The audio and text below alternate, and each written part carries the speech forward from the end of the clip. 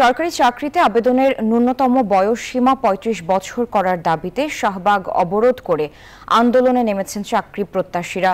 সেখান থেকে যুক্ত হচ্ছেন আমাদের সহকর্মী হাসান ওয়ালি। ওয়ালি, শাহবাগের এখন কি অবস্থা দেখছেন, কি বলছেন চাকরি প্রত্যাশীরা?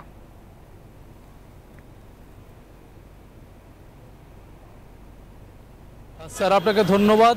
শাহবাগ অবরোধ করার কর্মসূচি গতকালকে ছিল, তাদের সকাল 10টা পর্যন্ত আলটিমেটাম ছিল। এর মধ্যে প্রজ্ঞাপন জারি করার দাবি জানিয়েছিলেন, চাকরিতে প্রবেশের বয়স ন্যূনতম 35 করার দাবিতে। কিন্তু এখন তারা অবস্থান করছেন জাতীয় জাদুঘরের সামনে। তারা বলছেন যে কিছুক্ষণ পরে আসলে তারা সিদ্ধান্ত নেবেন কি ধরনের কর্মসূচিতে নতুন করে যাবেন সেটি নিয়ে।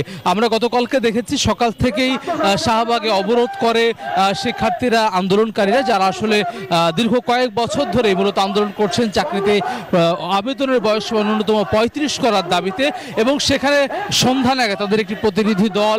এনজিওর কিস্তি প্রথমবার বিকাশ পেমেন্ট করলেই 20 টাকা ইনস্ট্যান্ট ক্যাশব্যাক।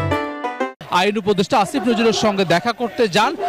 সেখানে কিন্তু তাদের একজন প্রতিনিধি, আসিফ নজরুলের পক্ষ হয়ে একজন প্রতিনিধি, তিনি জানিয়েছেন আন্দোলনকারীদের যে 7 দিন সময় নিয়েছেন, যে এটি একটি বিশেষ কমিশন করার কথা সেটি বলেছেন।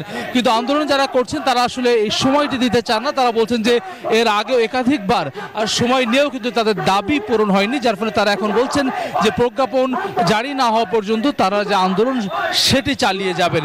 তারা বলছেন যে প্রাথমিকভাবে ন্যূনতম 35 বছর করার দাবি তারা করছেন এবং কিছু কিছু ক্ষেত্রে যাতে করে এই বয়সসীমা উন্মুক্ত করা হয় সেই দাবি জানিয়েছেন যারা আন্দোলনকারী রয়েছেন। তাদের পক্ষ থেকে জানানো হয়েছে কিছুক্ষণ পরে আসলে মূলত তারা সিদ্ধান্ত নেবেন যে অবরোধ কর্মসূচি হবে নাকি পদযাত্রা করবেন নাকি স্মারকলিপি দেবেন, সেটি নিয়ে কিন্তু এখন পর্যন্ত কোনো ধরনের সিদ্ধান্ত নিতে পারেননি যারা আন্দোলন করছেন। সারা ওয়ালি, আপনাকে ধন্যবাদ।